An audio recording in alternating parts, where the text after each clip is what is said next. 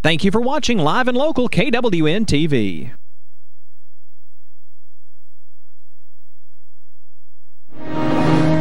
Welcome to Sheriff's Talk, a public affairs program of KWN TV7. Join us every week as we talk various aspects of law enforcement and how important it is for the citizens and law enforcement to work together. Now join us for another edition of Sheriff Talk on KWN Live and Local TV Channel 7.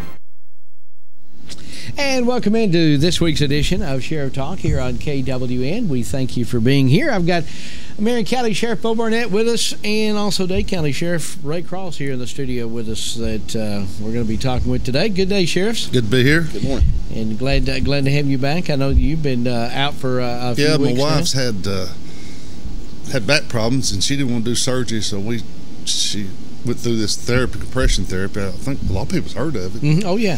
She was doing great, but she had a relapse the other day. Walking, she said now she feels sorry. And when you was over in that waiting room, you feel sorry for people coming in there on walkers and stuff with back. Mm-hmm. But a lot of people don't like to have the back surgery. I don't blame her for at least trying any other way around it. I know people that's had it, and some people had good success, and a lot of them say it didn't help them a bit. You're right. I don't know. Well, I hope we wish her a speedy recovery, because that's not a not a happy thing to have any kind of back problems at all. So hopefully everything will be fine with her on that. I know that the sheriff over here, he had all kinds of issues when he was thrown from a horse here a couple of years ago. It's been, how long ago has that been? Probably a little over a year ago. Okay. I had 5 broke ribs and a collapsed lung, and that wasn't fun. Yeah. Well, it's 2 things you learn. Years ago, I had a wreck on a motorcycle, never did get back on one. I got thrown by a horse, broke my arm, never got back on one. So, well, a horse. I love being around horses, but they'll hurt you. They will. They sure will. They will. I didn't know that anything had happened, and I still remember I was traveling into Chattanooga, and my wife and I were going to Chattanooga, and I called him on his phone. Well, his wife answered the phone, and for the next 3 or 4 minutes, I had to listen to the fact that horse was leaving, that the horse wasn't going to be there no more. So you're out of the horse business? Pretty much, yeah. She was just telling me. I said, okay, because I didn't even know he said, I'm up here at the hospital, and he ain't going to have no horse no more. So I learned real quick that your horse days was over. Yeah. They had a chest tube in, and I remember the nurse come in, and she said, we're going to take your chest tube out today. And I said, okay, is that very painful? She said, it's uncomfortable. And she counted us. I thought she was going to count to 3. She counted to 2 and jerked, and I guess you could hear me holler all down the hall. Oh, I've never had one, but I've seen heard a bunch it's painful. of them. Yeah. Oh, I thought you said it wouldn't hurt. She said, I lied to you, didn't I? Oh, my goodness. Well, I'm glad you were able to get back to health pretty quick, so that was good. This week we're going to be talking about all the schools are going back over the next couple of weeks. Marion County, Jackson County, DeKalb County, Dade County. We're going to talk a bit about school safety. We're going to talk about maybe some school bus safety. But this morning, of course, as we always do, we're going to be opening up and talking about some of the news stories. I know that when we come back after the break, Mike's going to update us on a story that's happening that unfolded really in 2 counties, your county and Marion County, in the Jasper area, and also in Jackson County. So we've got that coming up, as well as some other things that are happening. So we invite you to stay with us all hour long as we talk with the sheriffs. And this week's edition of Sheriff Talk will be right back after this here on KWN.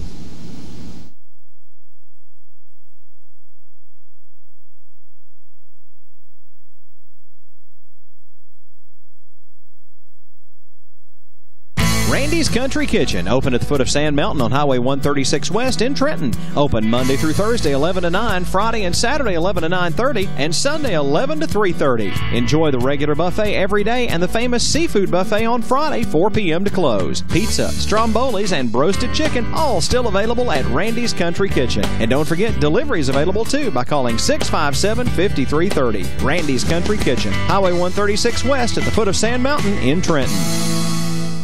A small bank with big service. Citizens Bank and Trust, offering a wide range of services, including online banking. Pay your bills, manage your account anytime, 24 hours a day. Your account balance is only a phone call away as well at 657-1234. Or visit our convenient locations. Lookout Mountain, Georgia, Higdon, Alabama, on our main branch on Highway 11 in Trenton. Citizens Bank and Trust, 657-5678. A community bank that believes in the community. Citizens Bank and Trust. Member FDIC, Equal Housing Lender. Dobbins Supermarket, serving the community for over 70 years with fresh-cut meats and a full line of grocery items. At Dobbins Supermarket, you'll find local home folks serving the area's weekly grocery needs. Dobbins Supermarket, Highway 71 in Higdon. This week at Dobbins Supermarket, find fresh fryer chicken legs, 89 cents a pound. Fryer wings, $1.99 a pound. Hickory Hollow Bacon, 10-pound box, only $19.99. And Bar S hot dogs or bologna, just 99 cents a pound. This week at Dobbins Supermarket. Delivering top-quality health care locally, we are Northeast Alabama Health Services. With 7 locations, there's one near you. Scottsboro, Section, North Sand Mountain and Higdon, Skyline, Woodville, Fife, and Fort Payne. We accept Medicare, Medicaid, and of course your private insurance. If you're unemployed, low income, or have a high copay or deductible, you may also qualify for a reduced rate office visit as low as $16. Ask about our free medication program. And ladies, you may qualify for a free or reduced rate mammogram. And cervical cancer screenings are available too. Putting your health concerns first. We're Northeast Alabama Health Services. Make your plans to be at Music on the Mountain August 27th at 6 p.m. at the Lyceum at Northeast Alabama Community College in Rainsville. Grammy Award winner Norman Blake is back on stage, this year with Holly Williams. Holly's known for her songwriting skills resembling that of her father, Hank Williams Jr., and her grandfather, Hank Williams Sr. Tickets are on sale now online at musiconthemountainNACC.com or by calling Chesley Bellamy at Northeast Alabama Community College in Rainsville, 256-638-4418, extension 2248. Music on the Mountain, August 27th at 6 p.m. at the Lyceum at Northeast Alabama Community College. Join us every week for Game On with Chris Goforth on KWN-TV. Back now live with Sheriff Talk this week here on KWN-TV. And as we always do, we get started with anything that may be happening around the tri-state area. And there's a couple of stories that we'll tell you about. Mike, bring us up to date on some of the things that are happening. Well, there are several things happening that we'll bring folks up to date on, as much more than we had last week. One of those, local authorities issued a be on the lookout late yesterday for an Alabama man that's wanted in a double murder and kidnapping. You see his picture there on the screen. He's Jeffrey Wilcox Jr. In fact, the Dade County Sheriff's Department helped with that bolo yesterday. He's being sought on those charges. He's 30 years old. It stems from a double murder and kidnapping on Sunday that happened in nearby Cherokee County, Alabama. Sheriff there, Jeff Shaver, said that Wilcox was seen driving a red 2011 Chevy Silverado with Calhoun County, Alabama license plates. You can see the number there on the screen. He's considered armed and dangerous. He has apparently also kidnapped his wife, Chastity Cox. The victims of the double homicide have not been identified at this point. Again, if you have any information that can help authorities, you're asked to contact your local authorities or call 911. One story that just continues to develop: a murder suspect told Marion County authorities to shoot him and that he doesn't deserve to live for what he did. This all started back on Thursday, July 21st, when murder warrants were obtained against 28-year-old Terrence Gerard Austin of Hollywood, Alabama. He's facing charges in the death of 88-year-old Ruby Durham, who was found dead last Friday night in her home on East Willow Street in Scottsboro after a welfare check by the local police there. Now, authorities in Marion County say Austin was arrested on the 21st there on unrelated charges and confessed to taking someone's life, but at the time nobody actually knew that Miss Durham had passed away. Now, the situation, as we said, began that morning in a secluded driveway off East Browder Switch Road in Jasper when police responded to the report of a car on fire there. And then they encountered him again in the city of Jasper a little later on that day. But as police tried to talk to him, he said he began confessing, telling them he deserved to die for what he'd done. He had taken a life. Austin was arrested, booked into the Marion County Jail on public intoxication and marijuana possession charges, but told officials he'd burned the car and that the murder had occurred in Jackson County. Now, Marion County authorities contacted Alabama officials at that point to substantiate anything, but at that point they weren't aware of Miss Durham's death. Now, her body was discovered on the 22nd. THP was able to identify the vehicle belonging to her, and as of today, Scottsboro police said that Austin is in the process of being extradited back to the state of Alabama to face those charges. Scottsboro Police Chief Ralph Dawes said that $1 million bond had been set on the murder charge, but that other charges would come later. We'll keep you up to date there, and we'll have more on that in just a few minutes. Some stories out of northeast Alabama. Members of the Jackson County Sheriff's Department, their narcotics unit, and the DeKalb County Sheriff's Office executing a search warrant last week at a College Road residence in Section. During that search, methamphetamine, drug paraphernalia, 6 different types of unprescribed prescription medication, along with items used to manufacture methamphetamine, and a handgun located there. Arrested were the people that you see: 68-year-old Leonard Ray of Section, 27-year-old Rachel Burton of Hollywood, Kimberly Wright, who's 28, she's from Sevierville, Tennessee, and Dale Atkins of Scottsboro. All 4 charged with unlawful possession of controlled substances, illegal possession of prescription medications, unlawful possession of drug paraphernalia, and unlawful possession of drug paraphernalia as a felony. All were placed in the Jackson County Jail with their bonds set at $13,500 each. And 4 were arrested on drug charges during Lookout Mountain warrant service. This actually happened late last week. On Thursday, agents with the DeKalb County Drug and Major Crimes Unit, along with deputies, went out to the Dogtown community just above Fort Payne along County Road 271 to serve a felony distribution of controlled substance warrant on the man you see in the upper left-hand corner of the pictures there, Ronald Dwayne Jones. Now, when the agents got there were a lot of people standing in the front yard, and while securing the scene, 3 subjects were found to be in possession of drug paraphernalia. Agents and deputies were given consent to search the residence. That's where they found controlled substances and the other paraphernalia. Arrested were 29-year-old Anthony Burrows of Fort Payne, charged with unlawful possession of controlled substance and possession of drug paraphernalia. Ronald Dwayne Jones, of course, with the original warrant, and charged with felony distribution. 36-year-old William Lonnie Jones, that is of Fort Payne, arrested and charged with unlawful possession of drug paraphernalia, and 29-year-old Rustin Michael Kruckenberg. He was arrested, charged with unlawful possession of marijuana in the 2nd degree and unlawful possession of drug paraphernalia. And finally, a DeKalb County man arrested in Jackson County on outstanding warrants last week. He is 36-year-old Bradley Gray Hale of Fort Payne. He was arrested at the Jackson County Jail. He surrendered himself to authorities on outstanding warrants. He was charged with sexual abuse in the 1st degree and indecent exposure in connection with an incident that apparently happened in the Bryant community back in June of this year. Reports indicate Hale was placed in the Jackson County Jail. He was released shortly after on a $15,500 bond. And that's what we have for you as far as headlines for the show this time. Of course, you can see all of those stories in full detail and get them up to date in the Mountain Valley Independent at discoverdade.com. Gentlemen? All right, thank you there, Mike. Appreciate that update. Sheriff, want to kind of give you an opportunity. I know that the person that was arrested in your county is being housed by you in the Marion County Jail, and he's got several charges also he's going to be facing in Marion County. Got an arson charge, drug charge, I think a PD charge. He'll probably be arraigned tomorrow. I don't know how this thing's going to work his way out. Probably end up, this may go back to Jackson County. I don't know. That'd be something we'll have to work out in court. But the Scottsboro, I think Scottsboro city officer actually worked in the case, and they were there last week and interviewed him. Then at one point he had a lot of problems, so he had to be taken to Moxon Bend for a few days, and he's back now. So I guess we'll just wait and see how it plays out in court. A little bit about, and not talking about this specific case, but I did want to ask you just to kind of get a clarification for those of you maybe watching. Extradition is basically, I mean, when somebody's arrested in one state, they can't just automatically be taken back to another state to stay in trial for another charge. No, they have to. He'll have to sign a waiver in court, and if those charges here in Tennessee are, if there's a bond set and he make bond, then he'll have to sign a waiver and go back.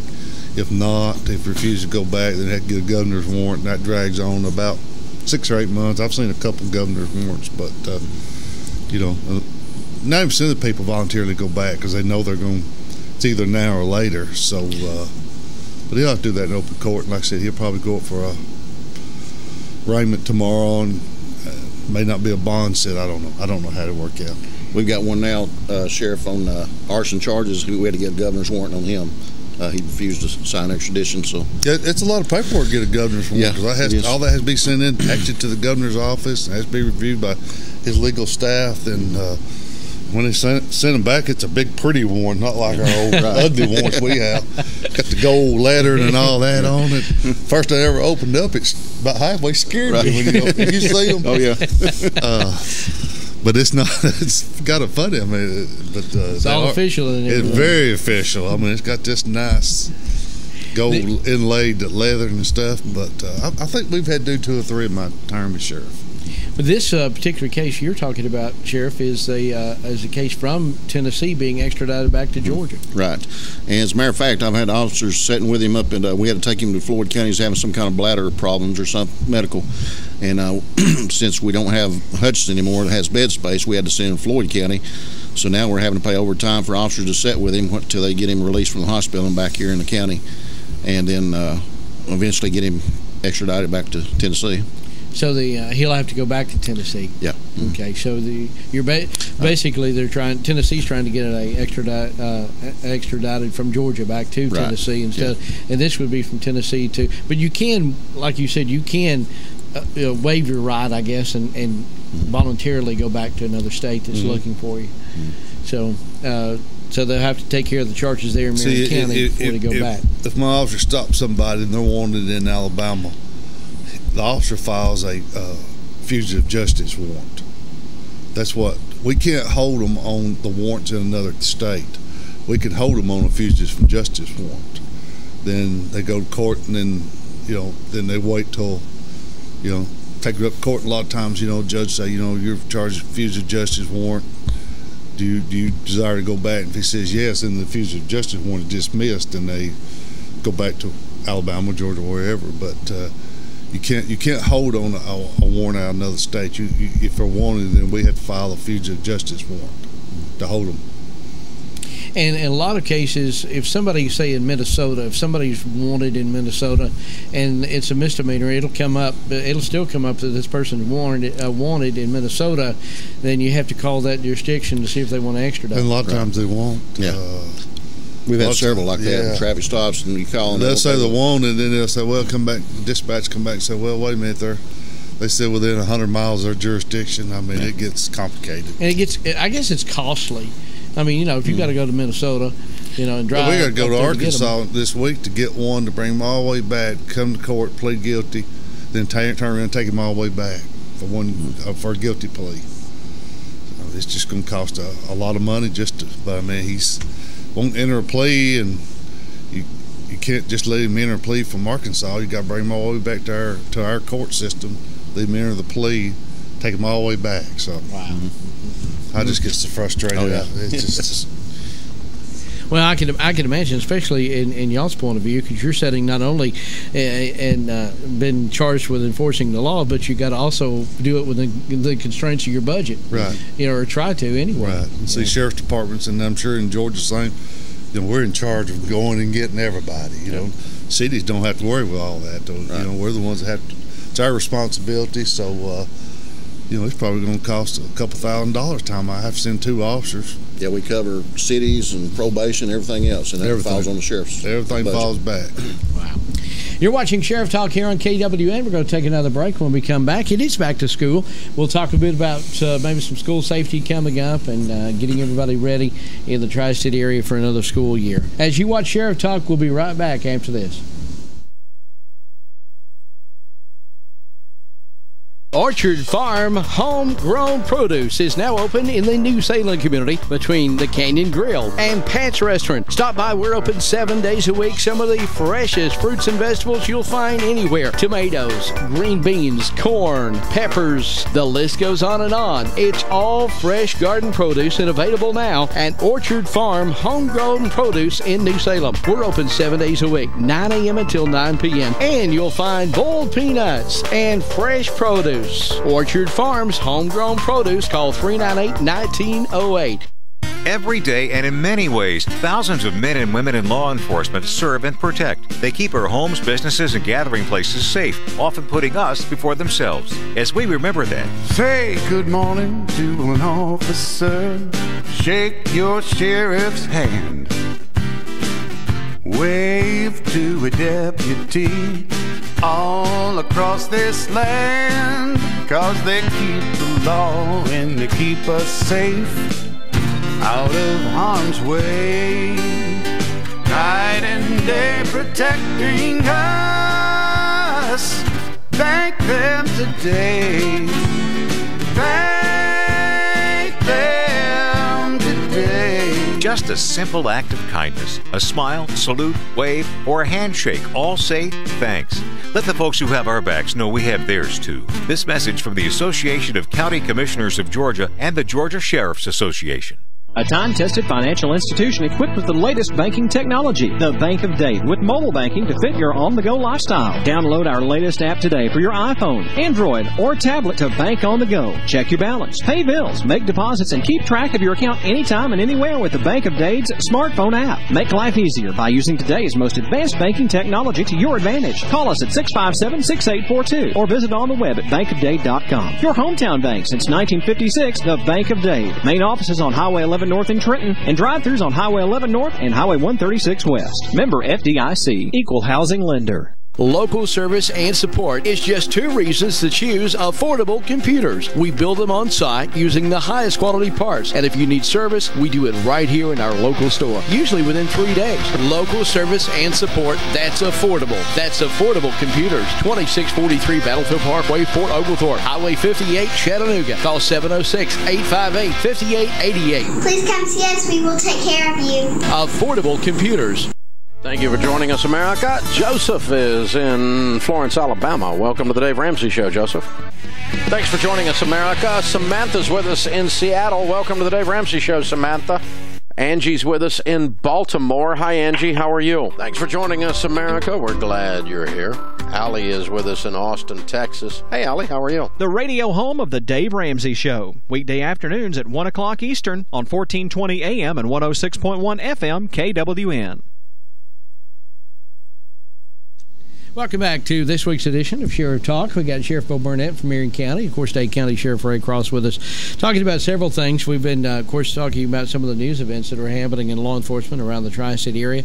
And 2 weeks ago, this coming Thursday, there was a big law enforcement event of a big positive note, and I want to touch on that just a bit. I haven't been able to talk to either one of you on the air about this, but you were able to, Sheriff, hold an event that basically welcomed law enforcement from the Tri-State area. We had officers from Jackson County and Marion County and city of Lookout Mountain, Tennessee, and I mean, so we really had the Tri-State area here for Behind the Badge is what you called it, and I hadn't been able to talk with you about that, but that seemed to go so well. Yeah, it went really well. Jerry Atkins, my chaplain, is one that actually come up with the idea and put it together, and it was because of the recent shootings out in Dallas and everywhere else. Wanted to do something for law enforcement, let the officers know that the community is behind them, and we had several agencies there. I know Sheriff Burnett had some deputies there. He couldn't make it because his wife was having back problems. But, well, actually, that day was the he had the commissioner. The road superintendent had passed away. Yeah, and the funeral was like at 5 in the evening, and this was at 7. So. Yeah. Couldn't be in both places, of course. But we had Sheriff Steve Wilson, which is our president of the Georgia Sheriff's Association, was there and spoke. Gary Sisk, Sheriff of Catoosa County, was there. Philip Street was there, ex-sheriff here. We had DNR there. MCCD, I think, had some people there. Just several agencies there. Jackson County, of course, Marion County, and all surrounding agencies. And it turned out to be really good, and we really appreciate the support that the community has for us. Well, we were in the big courtroom there at the new courthouse, and the complete room was filled. I mean, it was a great turnout from the community and law enforcement, and the way y'all handled it, it was really good. If you didn't catch it, we showed the whole thing last week on Sheriff Talk here with Sheriff Wilson, who like you said, is the sheriff of Walker County, but happens to be the president of the Georgia Sheriff Association. Did an outstanding job as a keynote speaker, and then everybody else. You had several deputies. You spoke yourself, and it went real well. Well, appreciate it. You know, we've had several more officers, I think, killed in the line of duty this year than in past years, and it's just a tragedy that happens. It just doesn't affect the officers' families. It affects the department and other agencies. You know, every time we hear of a officer being killed in the line of duty, it's just heartbreaking to all agencies.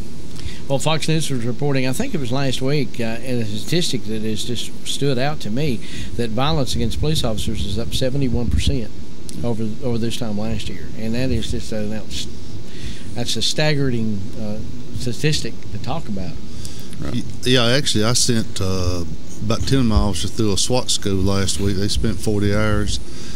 You know, I thought it was a good time to do this because of all the, county mayor calling and asked, what can we do to make sure they're safer? And then I thought more training helps, so they went through that.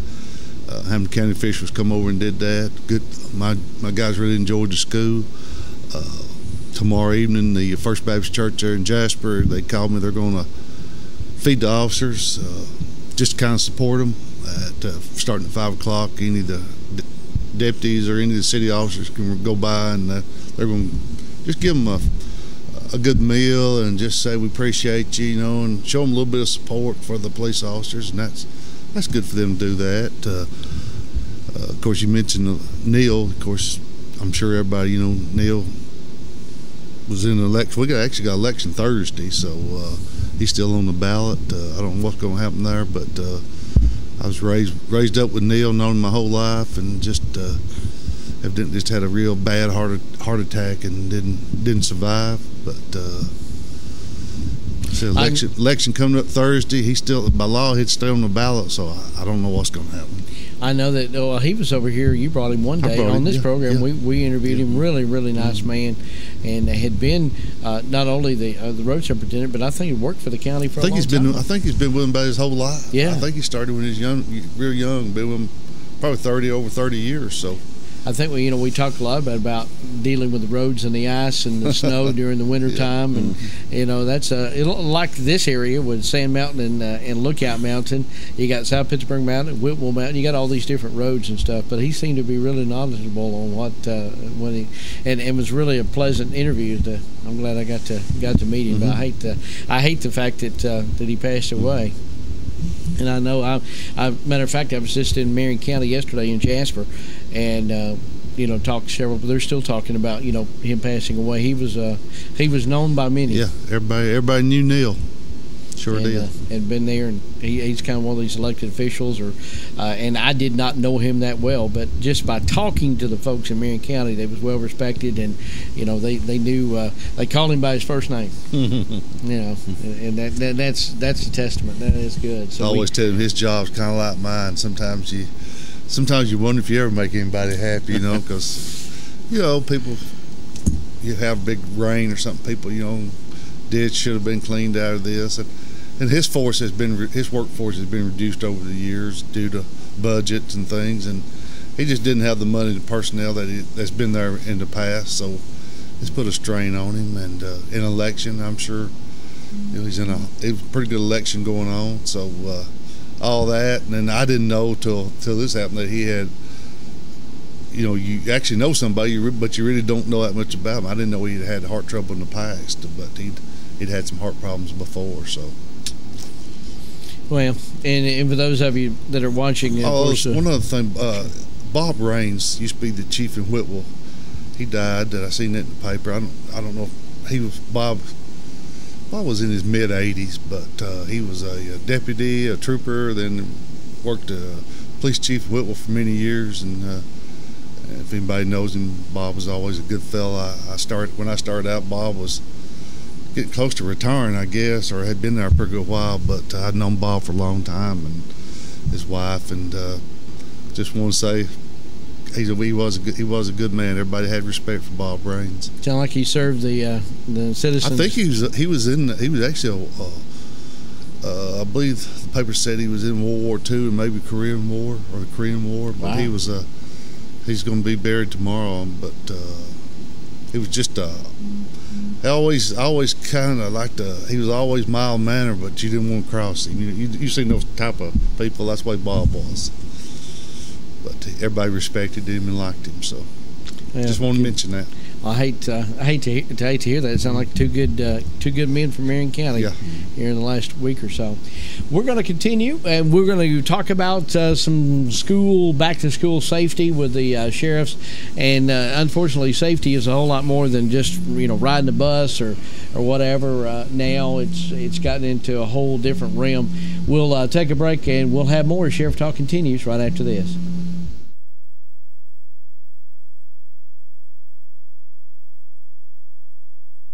Hey, Barn, Aunt Bee don't get around as good as she used to, and she's in need of a lift chair. Well, Andy, you gotta nip it in the bud. Comfort Gallery has catnapper lift chairs in stock with free delivery and setup. Catnapper reclining sofas in leather, designer fabrics, and even camouflage. Catnapper rocker recliners starting at $269. Hey, Andy, I just been over to Comfort Gallery. They also have England sofas by Lazy Boy.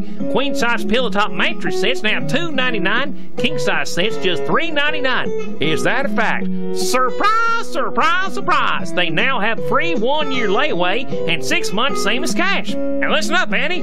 For the credit challenge, they now offer no credit check payment plans. Located in Kimball, Tennessee in the Old Hills building. That's Comfort Gallery Mattress and Furniture, open 7 days a week. Y'all go by there and see Gary. Comfort Gallery, 780 Main Street in Kimball. Free delivery and setup, 90 days same as cash, and easy payment plans. Open Monday through Friday 9 to 6, Saturday 9 to 5, and Sunday 1 to 5. Telephone 423-837-3000. Big Daddy's Outdoors, Highway 72, Bridgeport, Alabama. A hunting and fishing store operated by true sportsmen. Your real outdoor store for guns, clothing, and archery equipment. We know what we're talking about, unlike those guys at the big box stores. In fact, we have the best archery tech in the Southeast. Come see us at Big Daddy's Outdoors for top-notch brands in hunting and fishing equipment. Big Daddy's Outdoors, 52680 Highway 72, Bridgeport, Alabama. Hey, this is Pat Rose of Set the Hook. Make your plans to come to Big Daddy's Outdoors, Bridgeport, Alabama. The Cornerstone Agency and your local Allstate agents, Shannon Herman and Jeff Baker, have a chance for you to win tickets to see Josh Turner live at the Tivoli on August 26th, along with a $50 gift card to Urban Stack Restaurant. And there's 2 ways to get entered in the drawing. 1, all new business quotes receive an entry. And 2, refer someone for a new quote and both parties receive entries. The referral must obtain a quote to qualify. There's no limit on entries, and the drawing will be held on August 19th. Call Shannon or Jeff today at your local Allstate office in Trenton, 706-657-7017 for more info. All aboard for Destination Barbecue at Thatcher's in downtown Trenton on the historic Courthouse Square. If you've been on the hunt for great barbecue, then your search has come to an end in Trenton at Thatcher's. Enjoy famous treats like the Cowboy Spud, or how about the Sampler Plate, piled high with pulled pork. Thatcher's is open 11 a.m. to 9 p.m. Monday through Saturday. Dine in or carry out, and catering is available too. Call 657-OINK. That's 657-6465 for Thatcher's Barbecue. Under the Big Pig on the historic Courthouse Square, downtown Trenton. Find out what Georgia Northwestern Technical College's Catoosa County campus is now open. Degrees, diplomas, and certificates are available in business management, computer information systems, early childhood, healthcare, industrial systems, instrumentation and controls, logistics, and mechatronics. Apply now. Take day, evening, or online classes. Stop by the campus at 6450 Alabama Highway in Ringgold, or visit us on the web at gntc.edu. Georgia Northwestern Technical College. Get focused. Get hired. Find out what's happening around town every Monday night, 8 o'clock Eastern, 7 Central. Join us for Around Town on KWN TV. Back now to Sheriff Talk here on KWN TV. And, of course, we thank you for watching every week as we take a look at law enforcement and talk about various things that are happening around the tri-state area. And, of course, we thank the sheriffs for coming in. As we gear up, it's right in the middle of a severe drought and hot weather, and here we're ready for school to be started back. I go walking on track at night, and I see them over practice football, and I'm thinking, boy, I'm glad that's them and not me, as hot as it is. Speaking of football, before we get started talking about that, this week, depending on when you're watching this show this week on KWN, first football game of the season. It's going to be preseason, be Dade County and South Pittsburgh. Be the Pirates and the Wolverines. It's going to be played at Dade County, and they're going to have like 2 quarters of the middle school, 2 quarters of the junior varsity, and 2 quarters of the varsity. So we're going to air it live on radio, and then you'll be able to watch it here on TV this week, and then next week is the Sequatchie Valley Jamboree, and it's going to be there hosted in South Pittsburgh. So. I just can't get into football in 97-degree weather. I wouldn't want to get into football if I was a player. I remember back when I played, it was hot, but it didn't seem like it was that hot. But you just hated playing in a heat. Yeah, it's we. Yeah, I know it's different in Tennessee, but in Georgia we play baseball in February, which I can remember at times calling games when it was 17 degrees, and I just wouldn't want to be an outfielder out there. Trying or catcher or somebody that wasn't being able to move around anyway to be outside, but and then here we are playing football, and probably next week it's going to be in the 90s at football time. Don't see any rain in any future. I looked at the not weather a lot. I mean, we had a shower like today. I mean, we need about a 2-day slow drizzle. Well, my grandma would call it a good soaking rain. Good soaking. Yeah. I mean, we're desperate, getting desperate for one. Be able to need that. Well, sheriffs, I know that y'all take a kind of step back at this time of the year. Schools start coming together. We've got Marion County schools starting back. Teachers are already back in session this week, and then Jackson County, DeKalb County starts on Thursday of this week, I think the 4th, and then Dade County starts the end of next week, or the teachers go back on Monday, and then Marion County starts next week. Walker County starts on Wednesday, I believe. So no matter where you're at, where you're listening, you got school starting back. And what's some of the preparation that y'all do as administrators? How do y'all get ready for school to start back from law enforcement? Well, usually that falls back on, of course, I got the school resource officers now, and they're actually getting ready. We got they got a little thing Saturday at the Chattanooga State. I got an officer going to be there, hand out rulers and things. But they just they're there getting ready. They're anxious to get ready. They've been on patrol all summer, so they're anxious to get off patrol, get back into schools. But we're starting our second year of school resource officers, and they've worked good. Had a few bumps along the way. Of course, anything new, you're going to have a few bumps, but. That's basically, and then I think you're going to do a thing on school bus safety. Every year I get a lot of complaints. Please, if you're following a school bus, do not pass it if stop signs out. A lot of people, kids get killed in the whole country every year just by people in too big of a hurry, won't go around the school bus. I mean, if that, I had a few complaints last year, and not that many. But if it gets too bad, if I have to, I'll put an officer on a school bus. And, of course, a lot of our school buses, probably like Dade County, a lot of them are out in the rural areas. It's a major state highway, but still it's in the rural areas. So a lot of people are just always say they're too big of a hurry after even have so many wrecks. We were talking about wrecks on the interstate. It's about every day now. Yeah. And I really didn't realize that, but I had to take my wife back and forth to the doctor in Chattanooga and I just didn't realize, I hadn't really got out on the interstate that much the last year or so. People are just crazy. People come by us and just swapping lanes, and I'm sitting there going, my gosh, just slow down.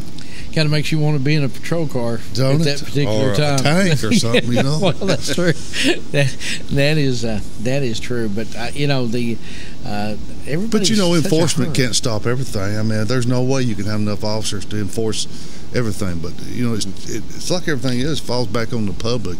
Use some common sense. Slow down. Every day we get calls of people calling in like tractor trailers all over the roadway. Yeah. It's every day, several times a day. And trying to get them all, and most of them are sleepy or distracted or something, so it's hard to get every and call. Those are dangerous. Very. I mean, there was a bad one Saturday, wasn't it? Coming in Georgia. I think we had 2 tractor trailers wrecked. So nobody I had a lot of people. Bad. I was out in town. A lot of people won't know why the traffic was backed up, and I called and had 2 tractor trailers wrecked coming in Georgia out of Tennessee, I think, going eastbound. Evan, you was talking about resource officer. I've got a couple of mine that just went to training this summer. Of course, Barry Irwin, he just got certified as SRO, and the Champs. He had to go to Champs school for 2 weeks, and he got certified in that. But they're ready to go, and we're also fixing to start another active shooter class with our deputies coming up here next week or so. So, there's some ways we're getting prepared for school starting back, and looking forward to a good, safe school year this year. Well, I was telling you about the SWAT school that my guys went through, and I taught some of them. They really enjoyed it. What they enjoyed, a little bit of just a small portion of it was classroom. It actually was out building searches, car stops, things like that. And I think that's better to actually get out and do that instead of sitting in the classroom watching a film. Yeah, the hands-on stuff. Hands-on. So that was part of our training. If we did have an incident, the SWAT team would be called out, and this extra training last week would be great I hope we never have an incident, but if we do, I hope we're prepared, because like I said, my SWAT guys went to the school, and my school resource officer last year went through a 40-hour class, so they've all got a pretty good amount of training. So like I said, I hope nothing was to happen, but if it did, I hope we're prepared for it. And Sheriff, I know Marion County's probably the same way. I'm glad our school system, now in the high school, now you have to go through a certain door to get into the school. You can't just go straight in like you used to. So that helps very, very much with security. And our middle school and our elementary schools are the same way. So we're very fortunate to have those safety precautions in order now. Well, I think that's become pretty much. I know at Whitwell, you go in and you have to be buzzed in, so to speak. They have to visualize who you are and why you're there, and they're able to let go. And I'm assuming that all the schools in Marion County are probably like that. I know that most of them that I've been to in Jackson County are like that. And then, of course, Dade it's finally got all their schools. Of course, when a lot of schools were built, they weren't built for security like they are now. Like Sheriff said, a lot of the older schools, they've got doors everywhere. Now, because I know you have to have some doors for fire escapes or whatever, but schools that are built in the last 5 years, they take more security than they did the old middle school there in Jasper I went to school with. I mean, every classroom had a door or something, and you would never build one like that now, and that helps with security. Yeah, it does. Now we got the state-of-the-art security cameras and stuff in place, so that helps too. Well, it's definitely, like 30, 40 years ago, your jobs as sheriff probably thought, well, the thing I need to be worried about is maybe the school bus is on the road and get a little extra patrol at the in front of the entrance of the school or whatever. But the law enforcement role, especially in the middle schools and high schools, on the safety even in elementary, has really taken a completely different change of having officers that are actually walking the halls in a lot of the schools now. And 20 years ago, you never heard of a school shooting. It's just been, the last 10 years? And why, I don't know, but you got to adapt. I hate it. I tell this that we have to have officers at every football game, basketball game. It's just a difference. When I was going to school, you never seen a police officer in school. Yeah. If it's a police officer in school, somebody was going to jail somewhere. But somebody's in trouble. In bad trouble. But just changing times, and you've got to adapt to it. And you got to have school resource officers. You got to have officers at sporting events, and just the way it is nowadays. I know that we've enjoyed having school resource officers now for several years in Dade County, but this is last year was your first complete year to have that. Correct. And the how did it go? Good. Like I said, a few complaints here and there about things, but basically it went pretty good. It was kind of an experimental year, but now the same officers are going to be in the same school, so it should be more comfortable. And I think sheriff in Franklin County, Tennessee, he's had them for years, and he told me, he says, you ever start them, the public won't let you stop them. The parents like for them to be there, and it's worked good. Sheriff, I know that your two resource officers, one at the high school and then one that that goes back and forth between the middle schools and the elementary schools, the CHAMPS officer a little bit. The CHAMPS program, and before that, in the state of Georgia, has really helped, I think, to be able to have the folks hopefully make some healthy choices. Mm-hmm. Yeah, the CHAMPS program is a really good program that they teach down in schools, where it has more flexibility for the officers to teach than the DARE program did, and that helps a lot for the kids to learn more what they weren't being taught from there. And I went to some of the classes, even helped teach some of the classes. Officers, expound on some of the things they do and with their own kids and stuff. And, we not only have our resource officers in the schools, but also our deputies. Some of our deputies have children in our high school and in our middle schools and in elementary schools. And that really helps. It does. And they go to eat lunch with them sometimes and walk through the schools, too. So they'll show them more interest in that school if they got kids there. Yeah. And all my school resource officers have kids in the schools that they're there. So that helps. They take interest in not only the school that day, then they'll stay over for football practice and be around the school. It's just if you got an officer with kids in the school, it's a big plus. They're going to take that extra step to make sure everything goes good. And not only do we have officers there at the games here at home, they also travel with the teams when they go to different places and play. We always have an officer go with them, and I know you do too, Sheriff. But that's a good safety measure also.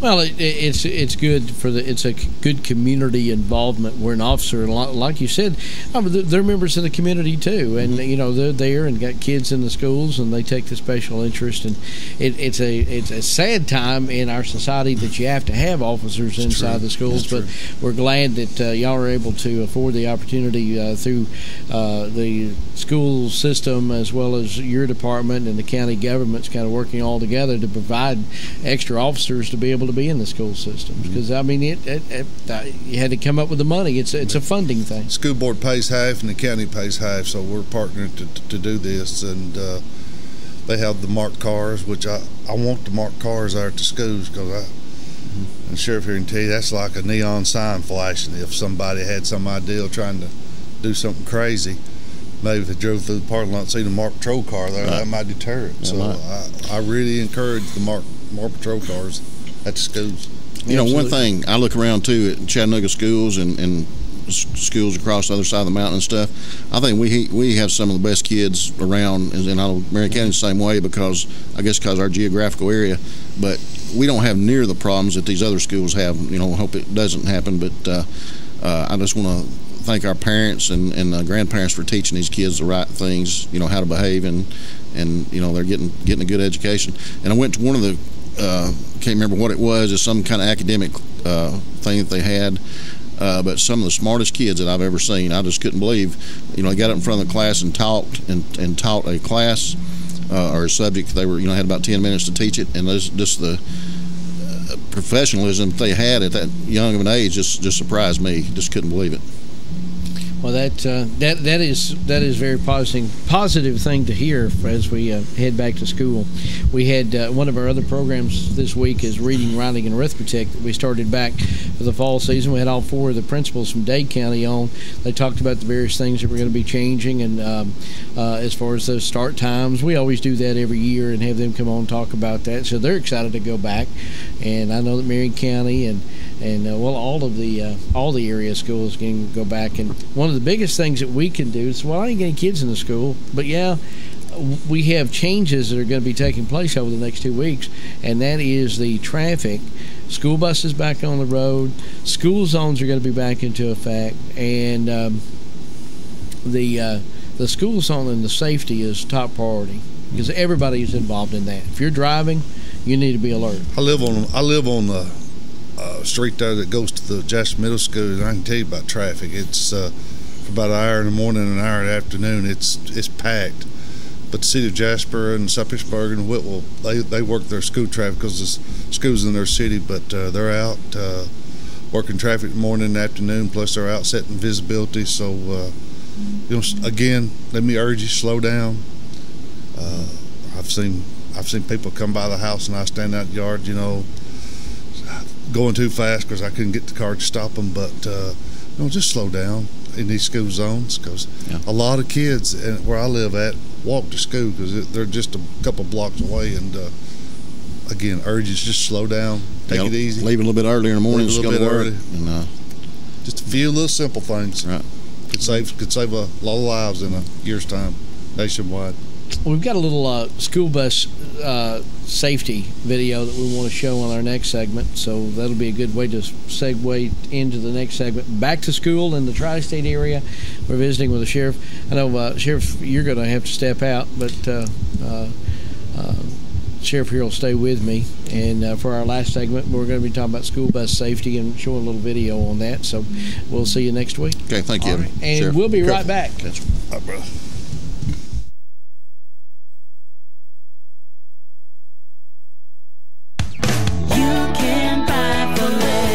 Wholesale and Salvage Grocery is now open in the Grow Shopping Center, Trenton. Come in for cereal, canned goods, candy, snacks. We've got it wall to wall. And now we've got a new line of return merchandise from shops like Bass Pro Shop, Walmart, and more. Find boots, shoes, grilling, and camping equipment, and lots more. We're open Tuesday through Friday, 10 till 6, Saturday, 9 until 1. BBS Wholesale and Salvage Grocery in the Grow Shopping Center next to the Dollar General Store. And we invite you to join our live auction on Facebook. When you or a loved one is facing a life-limiting illness, hospice care may be the answer. At Tapestry Hospice, the patient is the focus of our care. We are here to serve you and facilitate your wishes. Tapestry caregivers are concerned with managing your pain, keeping you in touch with your physician, and helping you make plans for the future. Hospice is life-affirming, and Tapestry Hospice can help you deal with all aspects of life, mind, body, and soul. Call Tapestry Hospice for more information. 706-383-8812. That's 706-383-8812. Tapestry Hospice. Redefining hope. Handyman Salvage is your home improvement headquarters with thousands of square feet of hardware,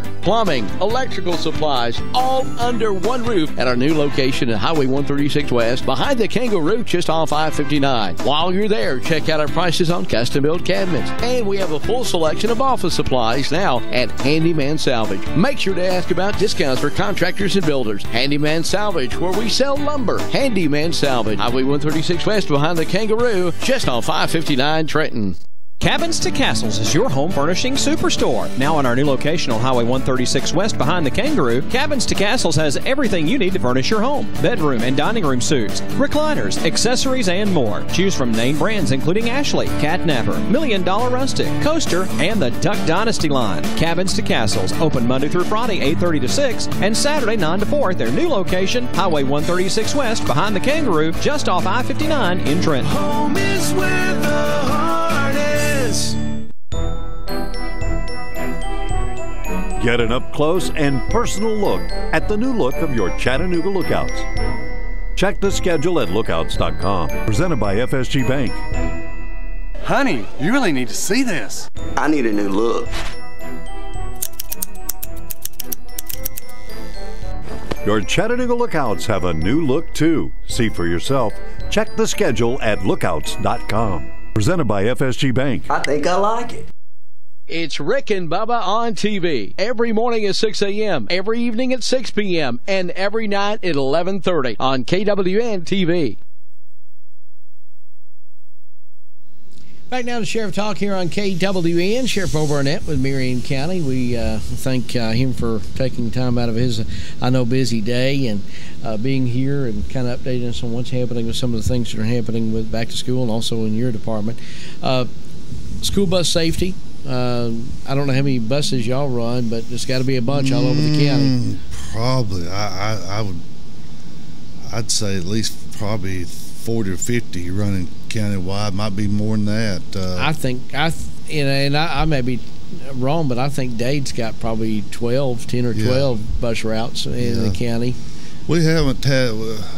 Several years ago, we had an incident with a bus involving a wreck with probably 15, 20 students, and it was chaotic. I mean, it was on a small rural area, and we were trying to get personnel up there, and everybody was there. You know, nowadays, I don't know how word gets out so fast, but it was out in 10 minutes. And, you know, and you had, of course, I understand you had parents there. It's this right here. Yes, it's Facebook and Twitter, and I mean, it gets out just like that. And you know, we had so many people there trying to check on things, and we couldn't get the merchant personnel in there. But that's been the only one I can remember. Of course, you read in the paper, bigger Chattanooga, Nashville, places like that, they have bus wrecks probably once a week. Yeah, we've got a little video that we want to show. Okay. That's about safety. When you said that about traveling fast, remember the old country song, "Bad news travels like wildfire and good news travels slow."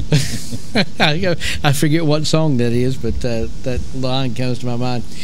Watch this school bus safety video that we've got, and then we'll wrap up the program here. on Sheriff Talk.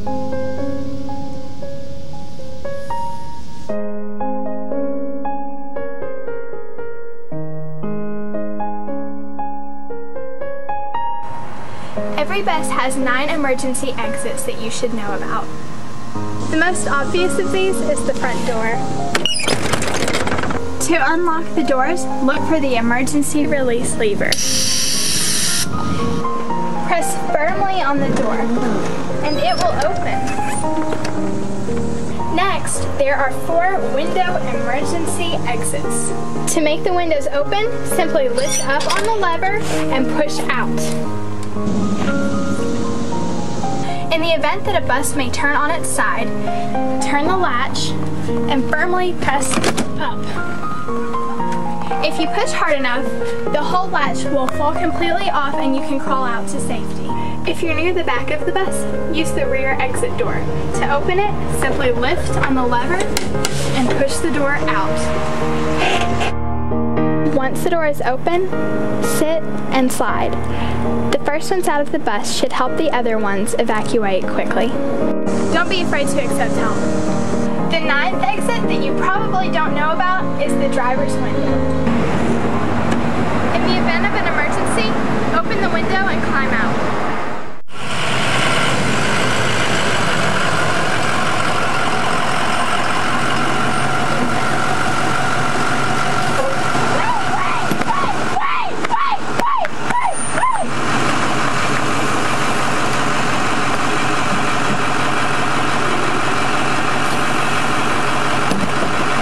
If only you'd been following rule number 13, which clearly states that you're supposed to be at the bus stop 5 minutes before the scheduled arrival.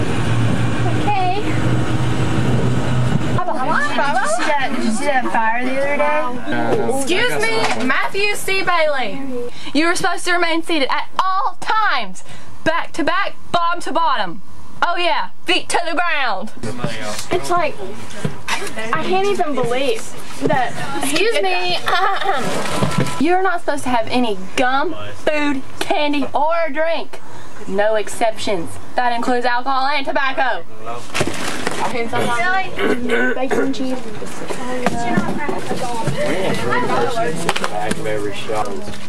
Our bus is supposed to be a clean environment for everyone, even you. Okay, I'm sorry.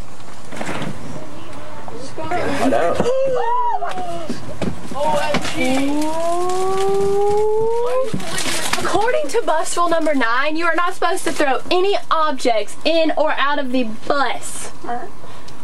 Is that a dog? Because that doesn't look like your sack lunch to me. You can say it. No, we're not, because Michael doesn't want to. Profanity! Profanity! Profanity! No bad words on this bus, young lady. Okay. Taylor, before we get started, I need for you to move up towards the front, please. That doesn't make any sense. Why? What am I doing? Why? Why? I'll tell you why. Because bus rule number 1, the bus driver has all right to make reasonable requests.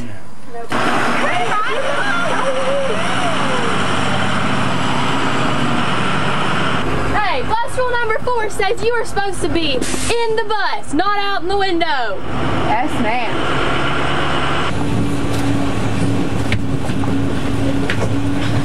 Big, I need y'all to separate, please. No fighting on the bus.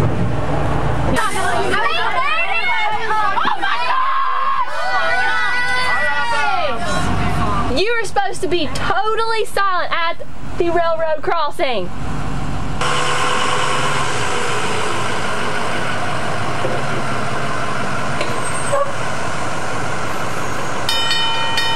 We are stuck on the railroad tracks.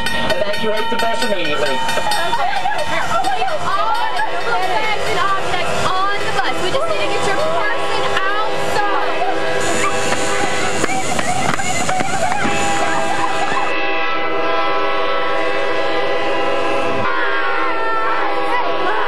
It's okay, guys, but we have to get 100 feet away right now. Run, everybody.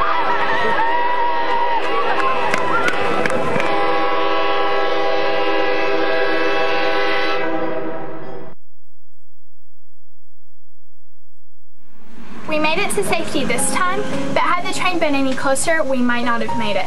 That's why knowing the proper way to evacuate is so important. In the event of an emergency, a bus can burn down within 2 minutes. That's not a lot of time. So knowing the proper ways to evacuate can be the difference in your life or your friend's life. I just love bus safety. Rules 1 through 25. Oh, they're like my best friends.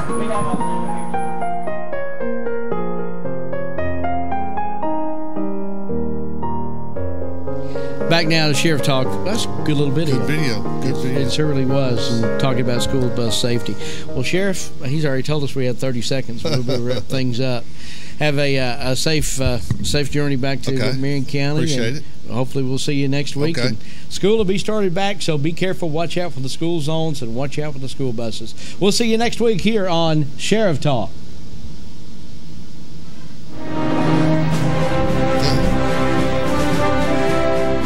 You've been watching Sheriff Talk, live from the studios of KWN TV7, all around the tri-state area, as we give you information that you can use concerning law enforcement. Join us again next week for another episode of Sheriff Talk, a public affairs program of KWN TV7.